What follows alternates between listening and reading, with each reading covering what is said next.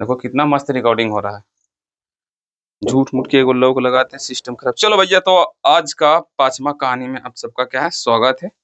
किसका पांचवा कहानी है तो याद रखना, वर्णिका का। इससे पहले 4 को पढ़ा दिए, नहीं पढ़े तो नीचे में देखो डिस्क्रिप्शन में होगा डॉलर, उसको जाकर पढ़ लेना। ठीक नहीं, ये मात्र 10 मिनट की कहानी है जो कि खत्म कर लेंगे। बहुत मस्त कहानी भी है जिससे बहुत कम नंबर पूछा जाता है। अगर बोलेगा वर्णिका का सबसे कम नंबर किससे पूछा जाता है तो यही एक ऐसा चैप्टर है जिसे बहुत कम नंबर पूछा जाता है। ठीक नहीं, तो क्वेश्चन है कि धरती कब तक घूमेगी। सॉरी, कहानी का नाम धरती कब तक घूमेगी। लेखक इनका है, इनका लेखक है भैया सबरदैया। कौन है? सबरदैया। और ये किस भाषा की कहानी है तो याद रखना, गुजराती भाषा, सॉरी राजस्थानी। कौन भाषा? राजस्थानी। तो पूछेगा धरती कब तक घूमेगी का लेखक कौन है? सबरदैया। किस भाषा के कवि है? तो राजस्थानी भाषा। अच्छा, इसका हिंदी अनुवादन पूछेगा तो याद रखना, इसका हिंदी अनुवादन भी कौन किए थे? सबरदैया ही। मतलब गुजराती में भी सबरदैया और सॉरी, गुजराती गुजराती क्या हो रहा है मेरे साथ आज, गुजराती राजस्थानी में भी सबरदैया, हिंदी में भी सबरदैया। लेखक कौन है? तो धरती कब तक घूमेगी। ठीक नहीं, बस अब डायरेक्ट चलते हैं, इसका मुख्य पात्र कौन है। तो देखो, इसमें एक महिला है जिसका नाम है क्या? सीता। जिसका पति कौन क्या हो गया भैया? तो मृत्यु। क्या हो गया? मृत्यु। इसके 3 पुत्र है, एक है कैलाश, दूसरा है नारायण, तीसरा है बिज्जू। कैलाश के पत्नी का नाम है राधा, नारायण के पत्नी का नाम है भबरी, बिज्जू के पत्नी का नाम है पुष्पा। यहाँ पर पूछेगा सीता के कितने पुत्र थे? तो 3 पुत्र। बड़े पुत्र का क्या नाम था? कैलाश। छोटे पुत्र का क्या नाम था? बिज्जू। बीच वाले पुत्र का क्या नाम था? तो नारायण। कैलाश की पत्नी का नाम क्या है? तो राधा। नारायण की पत्नी का नाम क्या है? तो भैया भबरी। और उसका क्या था? बिज्जू का पत्नी का नाम क्या था? याद रखना, पुष्पा। क्या था? पुष्पा। अब देखो हुआ क्या। देखो इस कहानी में हम क्या पढ़ने वाले, तो देखो ये घर घर की कहानी है। हर लगता है अभी आजकल हम अपना गांव में सब में देखेंगे, हर गांव में एक ही चीज देखेगा कि शादी ब्याह के बाद बाल बच्चा बदल जाता, माँ बाप को क्या कर देता? छोड़ देता। हर घर में यही कहानी है। सेम ये भी कहानी है। सीता नाम की एक औरत है जो बूढ़ी हो चुकी है, जिसके 3 बेटे हैं। और इसका जब तक पति था, जब तक घर में सब कुछ सही था। इसके भी बच्चे, इसके भी बच्चे, इसको भी 2-4 बच्चे, इसके भी 2-4 बच्चे, 2-4 मतलब बहुत सारे बच्चे हैं घर में, जिसके कारण घर में सब बच्चा खेलता है तो रौनक उठ फूटता। क्या होता? रौनक उठ जाता, खेलता है अच्छा तब तक जब तक इसका सीता के पति था तब। लेकिन जैसे ही सीता के पति का मृत्यु होता है, इसका जैसे ही सीता के पति का मृत्यु होता है तो कहानी क्या हो जाता है? कुछ बदल जाता है। सारा कारोबार किसके हाथ में आ जाता है? कैलाश, नारायण और बिज्जू के। तो अब ये तीनों में से तो देखो, बेटा सबका सही रहता, गड़बड़ अगर कुछ करती तो उसका पत्नी। अब इसका पत्नी जो भवराधा थी, भवरी थी, पुष्पा थी, लड़ाई करने लगी। किसके लिए? तो भैया बच्चा कुछ गड़बड़ी कर दिया तो लड़ाई करने लगी। लड़ाई होते होते धीरे कुल कुल के बीच में क्या हो चुका? बंटवारा। सबके बीच में क्या हो गया है? बंटवारा। अब बंटवारा हो गया है तो भैया बच्चा किसी के घर तक चल गया। जैसे कि मान लो नारायण का बच्चा कैलाश की ओर चल गया, कैलाश के नारायण की ओर। तो पूरा उसका जो पत्नी है भबरी चाह रहा था, पूरा एकदम झाँव झाँव करने लगती थी, पूरा लड़ाई करने लगती थी। और यही सीता देखकर पूरा क्या करती है अपने आप को, मतलब घुटन सी महसूस करती है घर में कि भैया क्या हो रहा है। हालांकि सीता के साथ और कुछ कहानी होने वाला, आगे चलो। तो देख रहे हो कि नहीं, जब कैलाश का जो पुत्र है, जिसे राधा का पुत्र, जब उसका आता था बहुत लाड प्यार से, बेटा ये खाएगा ये खाएगा बहुत करती थी। लेकिन जैसे ही नारायण के पुत्र यहाँ पर आ गया या बीजू का किसी का एक क्या आ गया तो जैसे लगता कि भैया कोई दूसरा कोई जानवर आ गया, जैसे ना मतलब अपना सब खाना खा रहा है, बगल में कोई कुत्ता आ गया, कुत्ता के खड़ा है तो अपने आदमी देखता कुत्ता मारे दौड़ता। उस तरह से ये सब क्या करती थी? मारे दौड़ती थी दूसरे के बच्चे को, लेकिन खुद के बच्चे को नहीं। समय आता गया, समय आता गया। अब सीता किसके तरफ रहती थी? तो याद रखना, कैलाश के तरफ। जब बंटवारा हुआ तो सीता किसके तरफ रहती थी? कैलाश के तरफ। तो एक दिन समय आया कि कैलाश डायरेक्ट आया और तीनों भाई को बुलाया, बिज्जू को और नारायण को। तीनों एक जमा इकट्ठा हो गया। तीनों एक जमा क्या हो गया? इकट्ठा हुआ। रुक जाओ 1 मिनट। First, second, third. और डायरेक्ट सीता कुछ दूर में यहाँ पर बगल में, मान लो यहाँ पर कौन है? सीता है। सीता बैठ के क्या कर रही थी? सब सुन रही थी। कैलाश आया, इन दोनों से बोला कि माँ का जिम्मेवारी सिर्फ मैं ही नहीं लिया हूँ, माँ का है जो ठीका मैं ही नहीं, मतलब जो सीता किसके तरफ रहती थी? कैलाश के तरफ। तो कैलाश बोला कि ठीका नहीं ले लिया कि तुम सब, माँ तो सबका है, तुम्हारा है भैया, तुम्हारा भी है, और खेत उसमें भी हिस्सा सब बराबर लिया है, तो भैया माँ को भी हिस्सा बराबर लो। हम ठीका ले लिए खाली वो की मैया का रखने के लिए, तुम सब भी लो, तुम सब भी रखो। यही सीता सुनकर जैसी ये बात सुनी तो उसको घर में ऐसा लगा कि भैया आसमान जमीन से टकराने वाली है। जमीन और आसमान के बीच में दूरियां बहुत कम हो चुकी है और खाली थोड़ा सा स्थान बचा है जिसमें हम हैं और उसको क्या कर रहे हैं, दोनों तरफ से आए भगवान आकर क्या कर रहे हैं, दबाने की कोशिश कर रहे हैं। मतलब अचानक उसको घर में क्या होने लगा, घुटन महसूस। तो भैया नारायण बिरजू बोला हाँ भैया ठीक है, एक काम कीजिए, एक एक महीना, कितना, एक महीना मेरे तरफ और एक महीना आपके तरफ और एक महीना बिजू के तरफ सब रहेगा। बोला भैया चलो ठीक है। मतलब क्या हो गया कि एक महीना कैलाश की ओर रहेगी, फिर जाएगी उसकी ओर, फिर एक भी रहेगी उसकी ओर। अब लड़ाई किस चीज का है, बस एक रोटी के लिए। किसके लिए, एक रोटी के लिए। मतलब इसको कितना, बूढ़ी लोग कितना खाती होगी, 2 रोटी सुबह 2 रोटी शाम और 2 रोटी दोपहर को, इतना खिला दो बेचारी, वो सो के अपना जीवन गुजार लेगी। लेकिन ये 2 रोटी के चलते में क्या हो रहा था, लड़ाई। हालांकि उसके घर में इतना अमीरी था, इतना मतलब जायदाद था कि हमको लगता है 1-2 आदमी का खाना ऐसे ही फेंका जाता था। खाना ऐसे ही फका रहा है लेकिन फिर भी उसको खिलाने के लिए कोई तैयार नहीं है। रीजन तो सिर्फ रोटी के लिए। समझ में आ रहा कि नहीं? और बहुत सारे रीजन है, तुम सब समझ जाते हो, समझदार है, समझ। लेकिन क्वेश्चन पूछेगा कि सीता को किस लिए नहीं रख रहा था, क्या रखना, रोटी के लिए।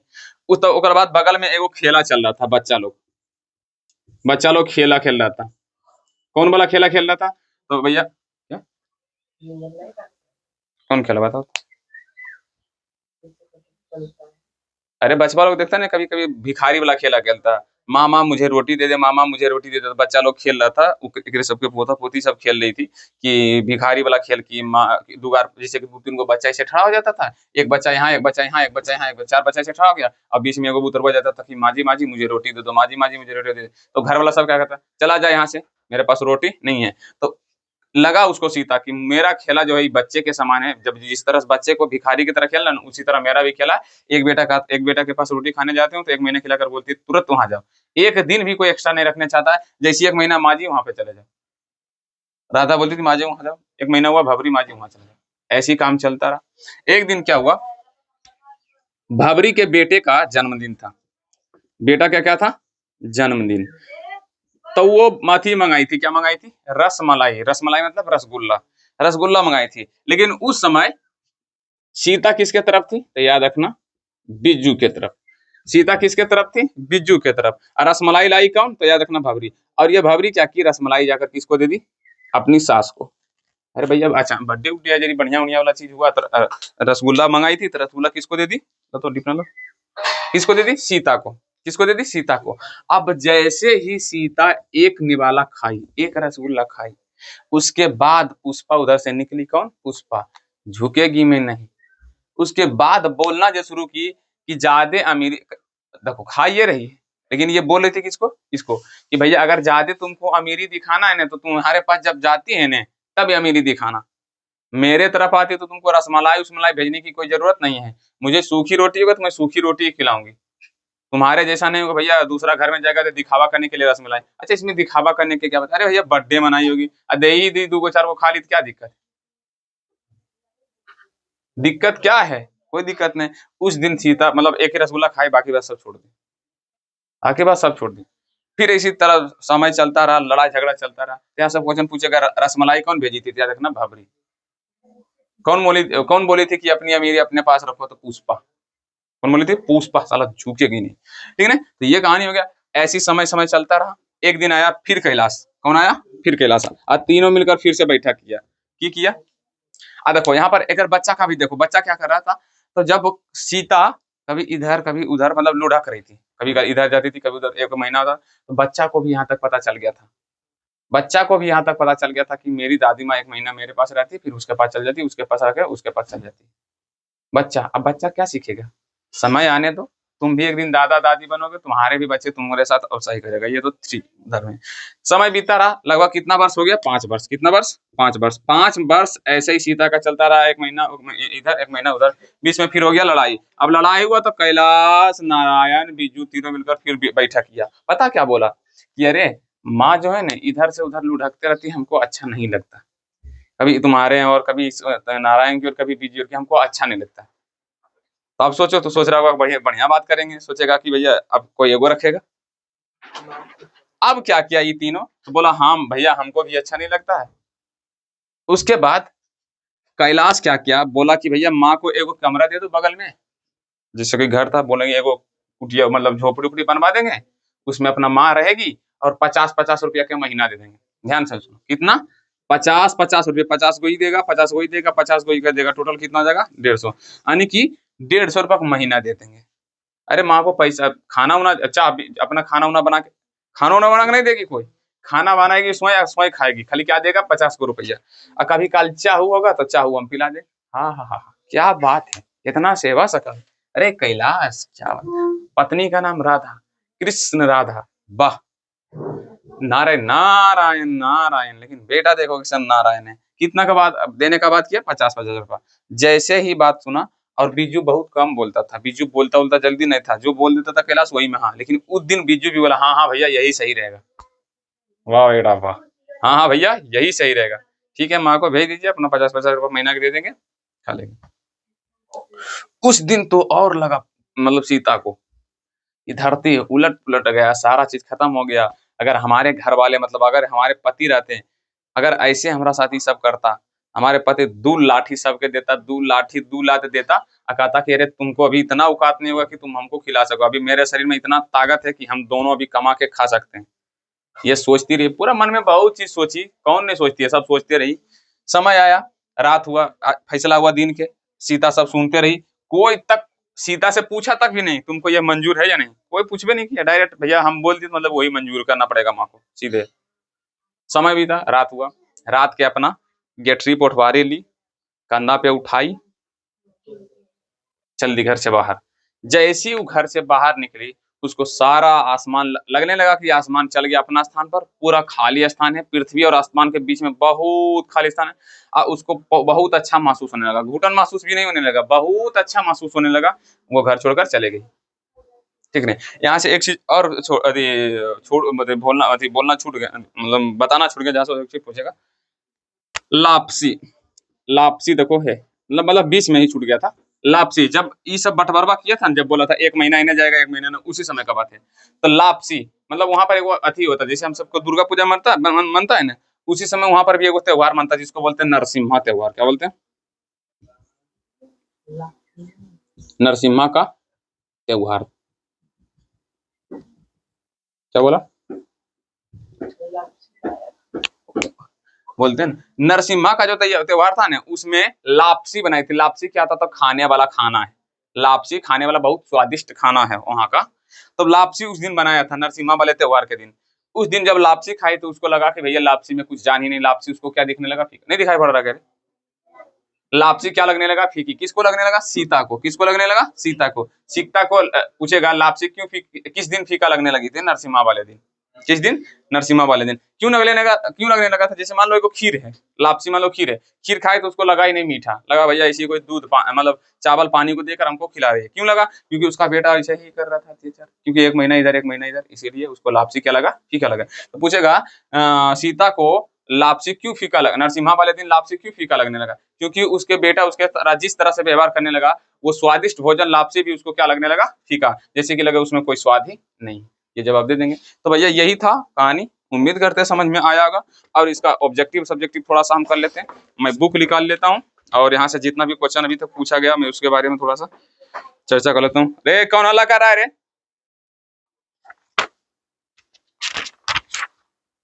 हाँ देखो, धरती कब तक घूमेगी के लेखक का रचनाकार कौन है? लेखक रचनाकार कहानीकार कौन है? तो याद रखना साबर दैया। धरती कब तक घूमेगी किस भाषा से अनुदित है? राजस्थानी। सीता के बेटे ने सीता को कितने रुपया माहवारी देने का वचन किया था? बात अथी किया था तो 50 रुपया। सीता के कितने बेटे थे? 3 बेटे की माँ कौन है? तो सीता। धरती कब तक घूमेगी शीर्षक पाठ में सीता क्या देखकर मतलब क्या देखकर रोने लगी? अपने पुत्र को अपना काला ओढ़नी देखकर। जो काला ओढ़नी ओढ़नी थी ना, तो मतलब वो हमेशा कुमार रहती थी तो हमेशा ओढ़ती थी। वो अचानक जब पति मर गया तो जब इस बेटा ऐसे करने लगा तो वही ओढ़नी हल्का सा ओढ़ी थी, तो उसको याद आ गया उसका पति का, तो वो कानने लगी थी। और बाकी बात कुछ नहीं। 3 बेटे 2 वक्त की रोटियां 1 माँ किस कहानी की पंक्तियां थी? याद रखना।